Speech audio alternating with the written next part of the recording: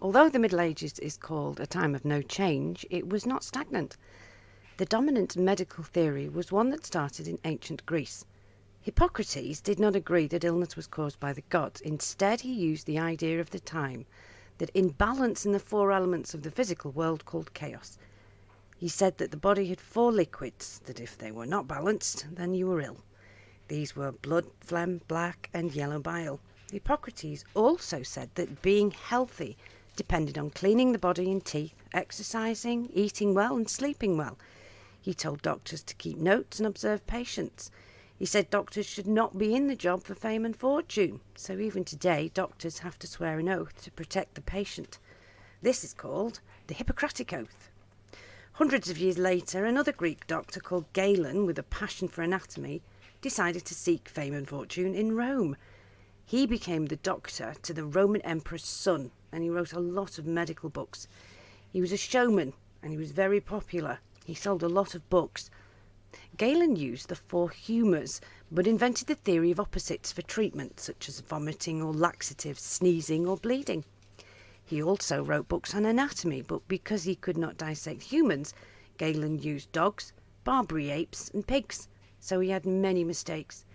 He said the human body was so complex and spectacular that there could only be one creator. So when the Roman Empire became Christian, Galen's all-in-one medical books became the go-to book for all doctors. After AD 450, the Western Roman Empire collapsed. Invading tribes did not value education and city life. We call this period the Dark Ages. Over the next few hundred years, the Catholic Church spread out from Rome again, converting all to Christianity. Rich monasteries popped up across Europe. By the 1000s, the time we call the Middle Ages, all of Europe was Catholic, and Galen was taught to the doctors being trained in the very few universities in Europe. Only the rich could afford to see a doctor, and they had purging treatments that matched the placement of the stars and the planets in the zodiac. The monasteries controlled all knowledge. This is where books were copied out by hand in Latin. They had libraries, they had books that they could copy from, and they were very few and expensive. Priests and monks educated only a few to read and write, because this wasn't seen as a vital skill by the rich. You needed to fight. That was more important. Poor people couldn't see a doctor. 90% of the population lived in the countryside, in villages. Most of them were not free and could not leave.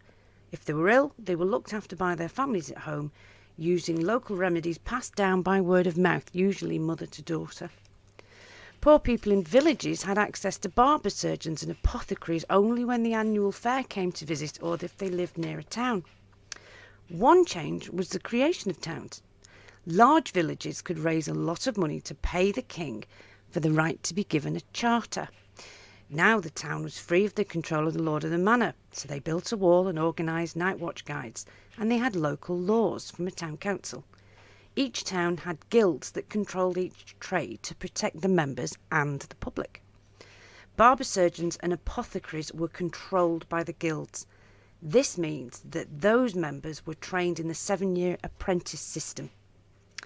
Barber surgeons were unpopular as they could not stop pain, infection or shock. And apothecaries were not popular because although they could prepare potions and pills and balms and creams and infusions for health, they also handled poisons.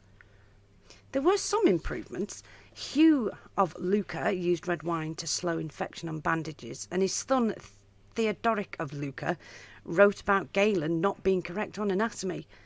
John of Adern suggested hemlock for pain relief, but too much of that could kill you. But their influence was very small scale. There were hospitals, but they were like modern hospices where the very ill were cared for as they died. Monks and nuns kept the building clean. The ill had beds. A priest listened to confessions to help the patient get to heaven. An apothecary might visit to give potions. Loud or infectious people were not welcome. This was paid for by the guilds, the rich person, or by the church. The infectious lepers, well, they could go live in a lazar house, and some old people could live in almshouses if they'd been built locally by the church.